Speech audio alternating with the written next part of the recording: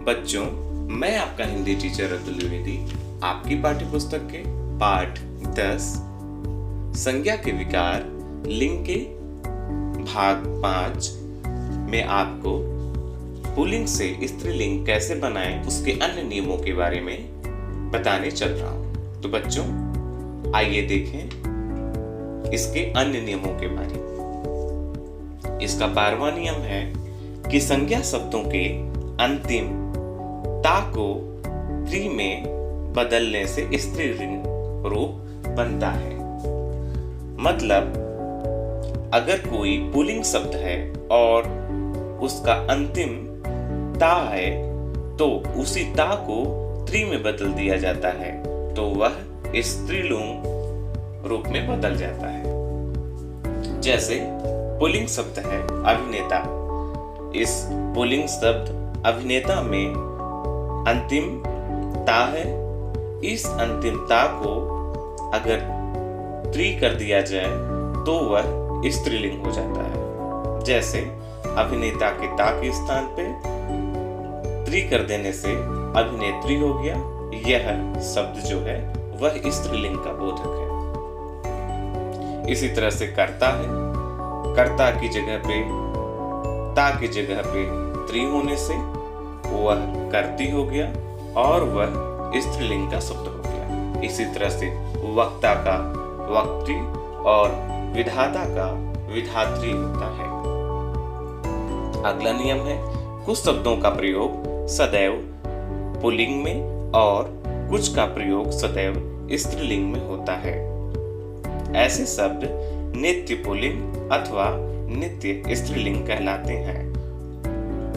बच्चों, इसका मतलब यह है कि कुछ पुल्लिंग शब्द ऐसे होते हैं जिनको हम सदैव पुल्लिंग में ही लिखते हैं। उनमें किसी भी तरह का बदलाव करके हम स्त्रीलिंग में परिवर्तित नहीं कर सकते। और कुछ ऐसे स्त्रीलिंग शब्द होते हैं जो सदैव स्त्रीलिंग में ही प्रयोग होंगे। मतलब वह हमेशा स्त्रीलिंग ही रहेंगे। उनमें किसी भी तरह का बदलाव करके हम पुल्लिंग में परिवर्तित नहीं कर सकते। आइए देखें ऐसे शब्दों को। तो नित्य पुल्लिंग शब्द कुछ ऐसे शब्द हैं जिनका सदैव पुल्लिंग में ही प्रयोग होता है। जैसे उल्लू, खटमल, चीता, तेंदुआ, तिलचट्टा, खरगोश, कछुआ, गरुड़, गैंडा, बाज, पशु, जीव, बिच्छू, मच्छर, पक्षी आदि। मतलब ये सारे जो शब्द हैं ये ऐसे शब्द हैं जिनके किसी भी वर्ण में कोई भी परिवर्तन करके हम उसको स्त्रीलिंग रूप में परिवर्तित नहीं कर सकते। इनके स्त्रीलिंग रूपों के लिए शब्द से पहले मादा शब्द लगा दिया जाता है। जैसे मादा खटमल, मादा तेंदुआ, मादा कछुआ आदि।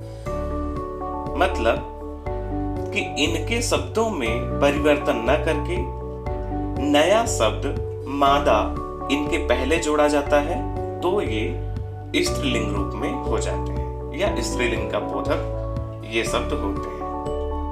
अब आइए हम नित्य स्त्रीलिंग शब्द को देखें।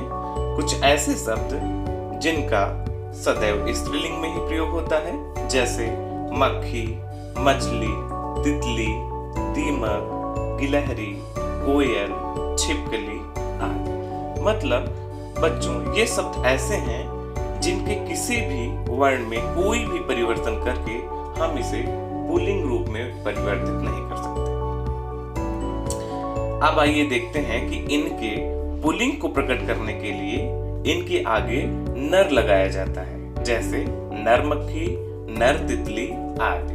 मतलब इन स्त्रीलिंग शब्दों को पुल्लिंग शब्द या पुल्लिंग का बोधक बनाने के लिए हम इनके पहले एक शब्द नर जोड़ करके इन्हें हम पुल्लिंग का बोधक बना देते हैं।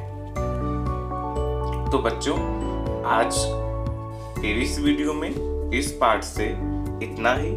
आगे हम इसी पार्ट्स में पुल्लिंग स्त्रीलिंग को पहचान करने के लिए कुछ सरल उपायों को आपके सामने लेकर के आएंगे, जिसमें आपको यह पता चल सके कि कौन सा शब्द पुल्लिंग है और कौन सा शब्द स्त्रीलिंग है। इसके बारे में हम जानकारी प्राप्त करेंगे। धन्यवाद।